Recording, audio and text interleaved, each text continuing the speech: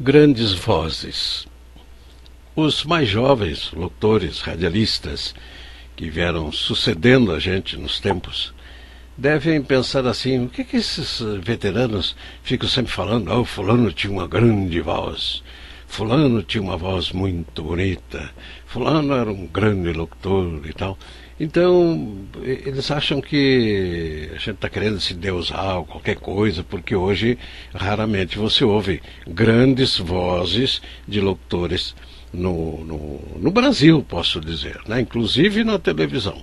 Né? Mas eu quero explicar para os mais jovens o seguinte: na época em que eu fiz o meu primeiro teste, na década de 50, a primeira condição era ter uma voz forte, máscula, clara e saber ler corretamente. Ou seja, obedecer os pontos, vírgulas, reticência, dois pontos, interrogação, inclamação e por aí vai. Né? Você tinha que pelo menos ter esse tipo de cultura. E a voz era o motivo principal. Mas por quê? Porque as mulheres, poucas trabalhavam fora de casa, o rádio ficava sempre em casa porque não havia os radinhos portáteis, né? E as mulheres então eram as principais ouvintes de rádio. E os especialistas da época, né, que nem se chamava especialista, eram os entendidos, né, na época, chegaram à conclusão de que, já que é mulher que ouve rádio, eles, aquelas pesquisas ainda rudimentares, não tão científicas como hoje, entrevistavam pessoas e chegaram à conclusão que as mulheres não gostavam muito de ouvir outras mulheres no rádio. E então o homem passou a dominar. E que tipo de voz as mulheres que ouviam rádio gostavam?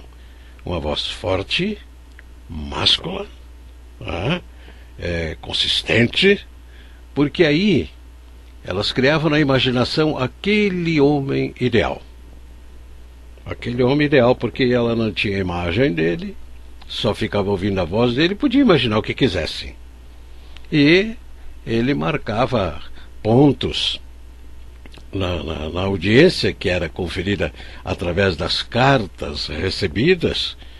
Vocês podem não acreditar, mas tinha gente que vinha lá dos bairros de Curitiba, do Pinheirinho, daqui e dali, para deixar cartas para a gente nas rádios que funcionavam todas no centro. Hoje tem poucas que funcionam no centro da cidade. Então daí surgiu a tal de voz padrão. Né?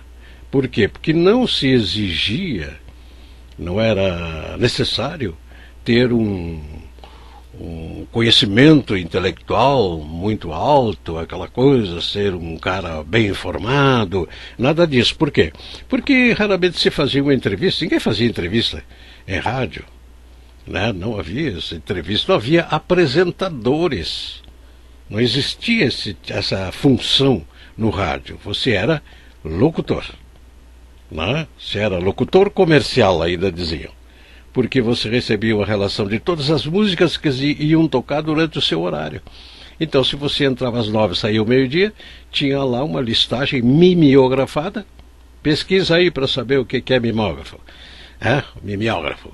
Então, ele pegava aquela relação das músicas, e da frente do locutor tinha uma caixinha com umas fichas, né, tipo cartolina, assim, onde estavam os textos. Então, se o patrocinador patrocinava 10 textos por dia, tinha que tirar a original e 9 cópias.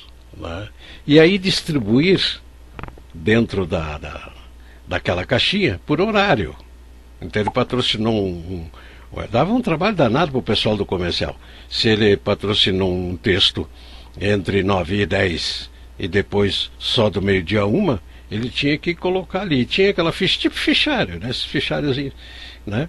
Então você vê ali o horário, em vez de A, B, C, D, não. Você viu o horário, das 10 às 11, das 11 às 12.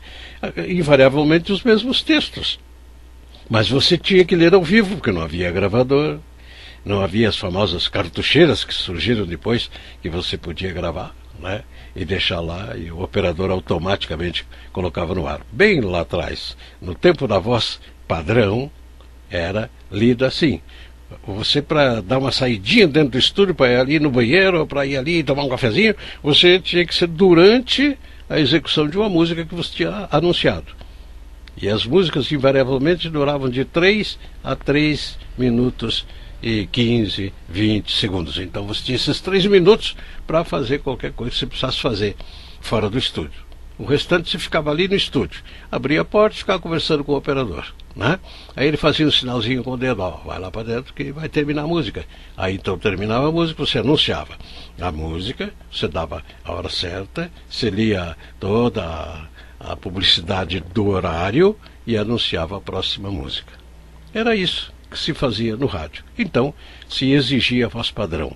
Mas depois o pessoal foi mudando, evidente, a tecnologia vai mudando, vai tudo mudando, e percebeu-se que além, ou aquém da voz, até nem é além da voz, né, você precisava ter conteúdo, ou seja, cultura, um pouco, uma cultura geral, mas tinha que ter uma cultura, ser bem informado, tinha que ler jornais, revistas e tal, porque você podia entrevistar alguém, ou mesmo apresentando um programa, você tem que ter um mínimo de conhecimento sobre o que você está falando. E é por isso que surgiram as grandes vozes do rádio brasileiro. E no Paraná, em Curitiba, ainda temos grandes vozes, só que não estão sendo mais utilizadas, porque principalmente aqui em Curitiba criou-se a cultura do velho. Né? Então, esse cara está muito velho para microfone e tal. Alguns nem querem mesmo, né? Mas alguns que estão aí que poderiam ser aproveitados e tal, aquela coisa, não estão sendo aproveitados, e são pessoas que conhecem. Mas não sei se o mais jovem tem um certo receio do veterano, aquela coisa, em vez de procurar aprender alguma coisa com ele, ele se retrai. Eu não sei o que é que influi em tudo isso, porque não se nota essa influência no rádio do Rio de Janeiro, de São Paulo, de Porto Alegre, não se nota.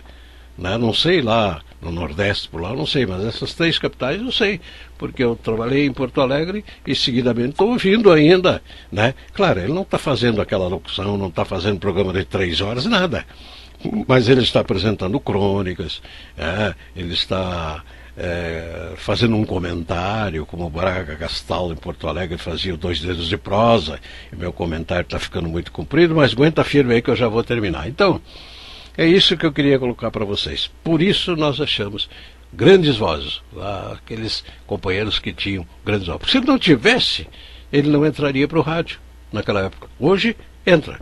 Basta você comprar horário numa emissora de rádio e você está dentro, está fazendo o programa. E aqui, pior ainda, tem emissoras que não levam em consideração nem a voz, nem o conteúdo, nem coisa nenhuma. Você paga a hora que você comprou adiantado, quando terminar o mês já paga o mês seguinte e vai fazer o teu programa. E infelizmente é assim. Tchau, tchau e até.